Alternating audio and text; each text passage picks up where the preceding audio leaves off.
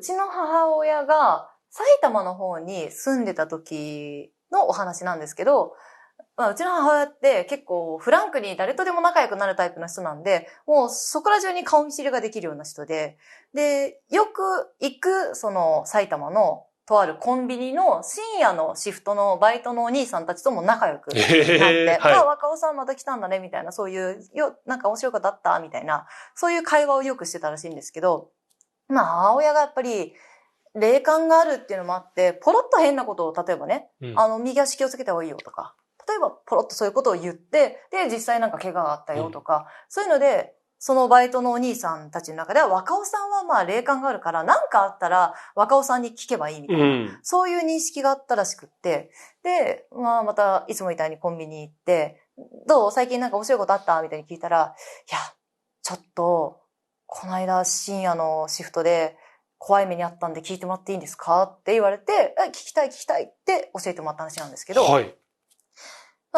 コンビニって、当時、深夜のシフト、2人で入るんですね。それ、まさに何年ぐらい前の？もう結構前ですよね。私が聞いたのが20年前ぐらいなんで、だから、20数年前、下手したら30年前ぐらいとかのお話なんですけど、はい、その当時は深夜シフト必ず2人で入っていて、で、そこの埼玉のコンビニが、駅からもそんなに近くないようなコンビニなんで、帰宅の時間が終わって12時過ぎて電車が行っちゃってからの時間帯って、ほぼもう深夜ってお客様が来ないんですって。はい、でそういう時って、深夜の2人は、バックヤードに入って、お客様が来たらピンポンピンポンってなるんで、それまではバックヤードでちょっと休憩したりとか、雑談したりとか、ご飯食べたりとか、そういう時間に使ってたそうなんですね。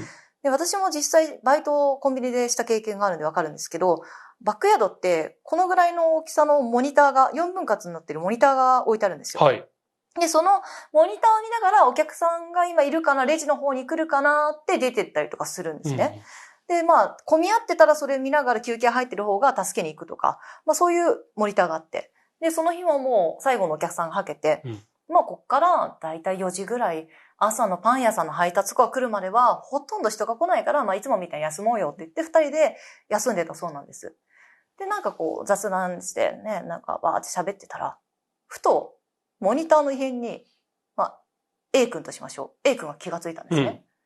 何かっていうと、そのモニター、4分割になってるモニターの、左下の部分に、ちっちゃい男の子が映ってるんですって。で、5歳児ぐらい。本当まだちっちゃい男の子が。深夜にね。そうなんですよ。で、こんな時間に、こんなちっちゃい子、どうしたんだろうって。で、時間見ると2時ぐらいですね。で、親はどうしたのこの子迷子かなって。で、その子ずっと後ろ姿で映ってて、でも B 君が、ちょっと待って。さっきさ、ピンポンピンポンって鳴ったって。鳴ってないね。あれでもあれかな雑談に夢中になっちゃってたから、気がつかなかったのかなちょっと行ってくるわって言って、A 君の方がバックヤード出て、お店の方に行ったんですね。で、B 君は、なんだろうな、迷子かな、かわいそうだな、なんて思いながら待ってて、そしたら、すぐ A 君帰ってきて、いなかったよって言うんですよ。で、B 君が、映ってるよって言うんですよ。で、A 君も、ってもう一回見て、本当だ。映ってるって言うんですよ。で、お前、バーって見てきたんだろう。この子はあれじゃない、お兄さん来たから怖くて隠れちゃったんじゃない？じゃあちょっと次俺が見に行ってくるよって言って B 君がバックヤードから出て。で、ゆっくりちゃんと店内もいろんなちっちゃいいなくなってるないかなって探しながらトイレとかも見て、店内くまなく見たんですけど、やっぱいないんですって。で、戻ってきてやっぱいなくなっちゃってたよ。ただ A 君がもう画面見ながら映ってるってやっぱいいんですよ。で、やっぱりいるんですね。で、さっき後ろ姿だったその子が、少しこっちをちょっと向いてるんですね。で、映ってるよね。こっち向いてるってことは、映像がおかしくなってるわけでもないし、何これ？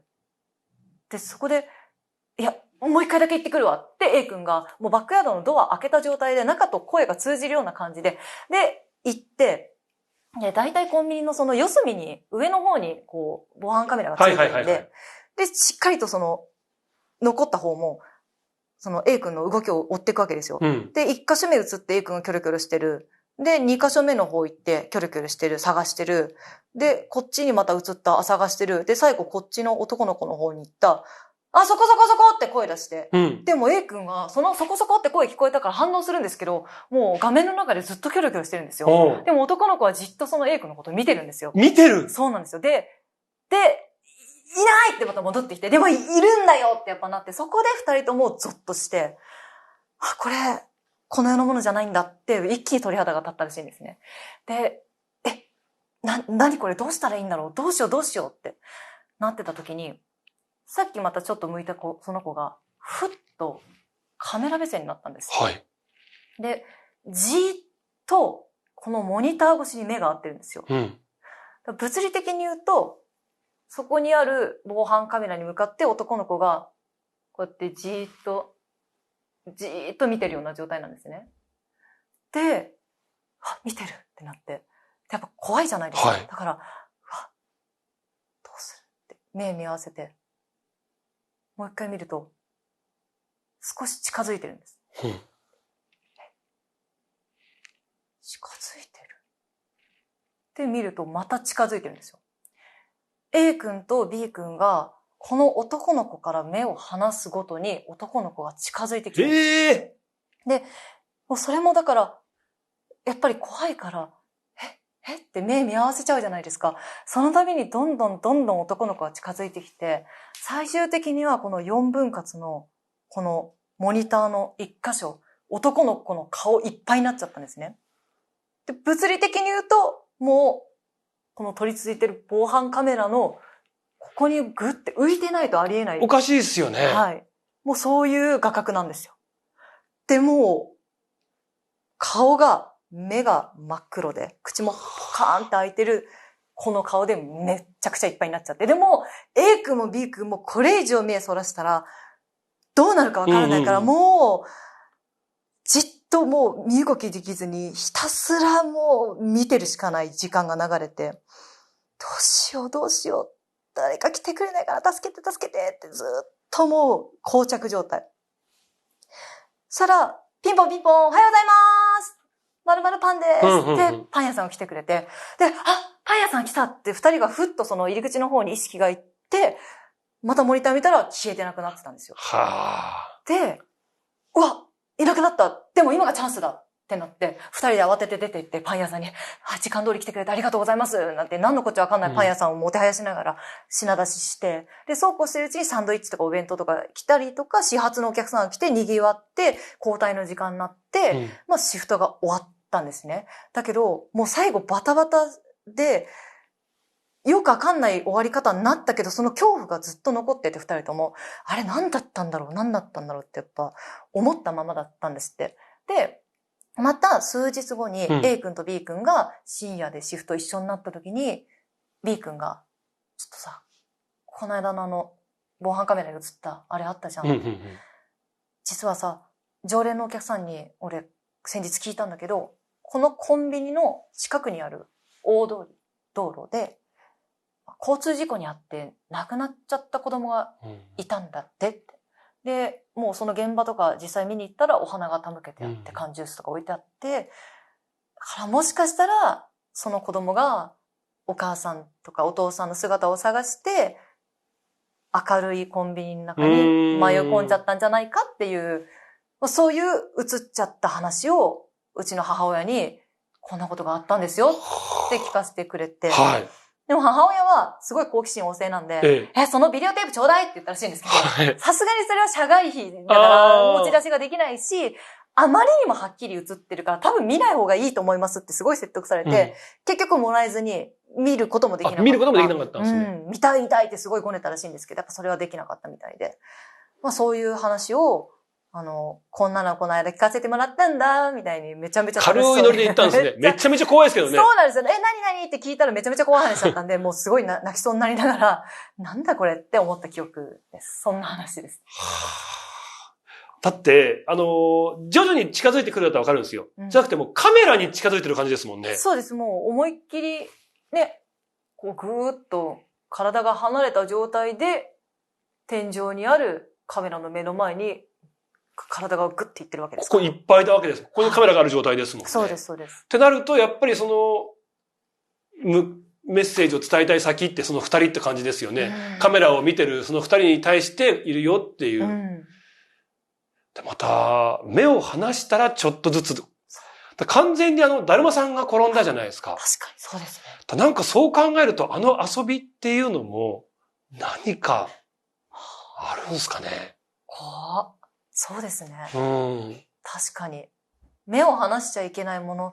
なんかホラーゲームとかでもそういう仕掛けありますよね。目離したら近づいてきて最終的にやられちゃうみたいな。そういう遊びだったんですかね。もしかしたらあとはそういう本当に存在っていうところ、ぐっとこうしっかり見てないといけないっていう、何かそういう教えが入ってる遊びとかいうか。ねえ。怖い。二人がかりで、お階段巡りでしたっけ？なんか二人がかりじゃないと掃除できない部屋の話とか、なんか私。わかりましたっけ？なんか、見た気がして、そういうお人形さんが置いてあって、そこは必ず二人で掃除をしないとダメだっていう。なんかあったかもしれないな。だから、それ、多分お階段巡りかな。見て、うわ、似てると思ったんですよ。目離しちゃいけないっていう。でもあれもありましたね。実際、そうそう、他に、僕が女子高生の方から聞いた話だと、やっぱりこう、霊感がある、小学校の妹さんがいるんですけども、その方がパッて見たら、廊下の向こう側に女の人が立ってて、と思って。何と思って。瞬きしたら、パンってこう寄ってくる。瞬きしたらまたパンって寄ってくる。怖い。瞬きしたらどんどん寄ってくるじゃん。もう部屋入ってきちゃうじゃん。と思って、でも瞬きってしないわけいかないわけですよ。で、もう部屋入ってきちゃう。これ来たらやばい。でも瞬きしたら入ってきちゃう。でも瞬き我慢できない。パンしちゃった。開けたら、後ろ戻ってるんですって。瞬きまた戻ってくる。またこう、また戻ってくる。うわーポンって戻る。それを繰り返すっていう。最悪のループですね、それ。そう。でも最終的に、お風呂場があって、そこからドライヤーの音がバーって聞こえてきたんで、お母さんお風呂上がったんだと思って、ガチャン、お母さんって脱衣所入っていったら、お母さん、まだお風呂上がってないんですって。ドライヤーの音したよねと思った瞬間にさっきの女がここに来て、見つけたって言われたっていう。最悪です。だからこれは魔物なんですって。で、彼らっていうその存在っていうのは、やっぱり何か部屋には入ってこれないみたいな。だからおびき寄せるんだっていう話を聞くんですけど、なんかそのタイプだったのかなと思ったんですけどね。でも今回のはね、多分またちょっと違った。そうですね。なんか、部屋ってやっぱどうしても入れない結界みたいな感じなんですかね。住んでる人が開けないと。赤ずきんちゃんですよね。まさに。赤ずきんちゃん狼みたいなそういう存在は何かそういうおばあさんになりすましたりとか、でもどっかおかしい。で、ドアを開けてほしい。開けさせる。自分からは入っていけないから開けさせるような何かこう悪知恵を働かせるっていう。ね、人の声を借りて、おかしな言い回しでノックしてくるとか、言いますもんね。で、ってこっちが気を緩めて開けちゃうとやばいっていうね。いやおっかないな。なんか、瞬きで、この間聞いたばっかりの話があって、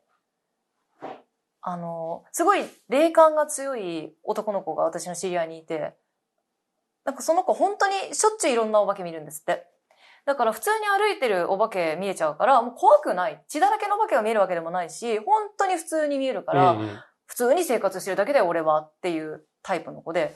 でも、この間ちょっと面白いのあったから教えてあげるって聞かされたんですけど、その時は、その男の子が寝ているベッドのこの辺に押し入れがあって、押し入れのなんか上の方に、なんていうんですか、このぐらいのサイズの。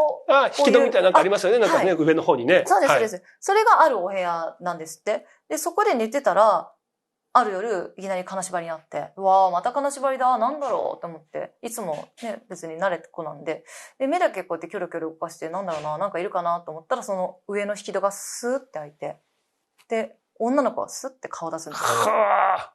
で、じーっとこっち見て、しばらくしたら、スッて閉じて、金縛りが解ける。うわ、何だったんだろうって思ったら、次の日また同じ時間帯に金縛りにある。で、またスッて開いて、その子はまた顔を出して、一回だけ瞬きをする。はい。で、スッて戻っていく。それが、連日起きるようになっていって、日ごとに瞬きが増えていくんです。二日目は2回、3日目は3回みたいな感じで。もうパチパチパチパチやっぱ増えていく、ゆっくりこの瞬きが。で、さすがに、その男の子も、なんとなく、13回目はやばいなって。ああ。やっぱ13って良くない数字だから、このまま行くと13日になるなって。で、そのままやっぱり13日目も女の子がスッて現れて、ゆっくり13回こう瞬きをした後に、ズルンって落っこちてきたんですって。上からうん。ドスンって。で、その時も男の子はやっぱり普段から霊現象に慣れてるんで、むしろ大丈夫かなと思ったらしいんですよ。痛くなかったのかなみたいな。で、その子が、落っこった子がゆっくり立ち上がって、こう、自分の方にゆらりゆらり来るんですって。のしかかってきて。でも、やっぱり慣れっこなんで、どうするって、心の中でその子に語りかけて、なんか、そろそろ、あっちに行った方がいいんじゃないの？どうするって聞いたらその子が、ちょっとこう、うなずいた感じがしたんですって。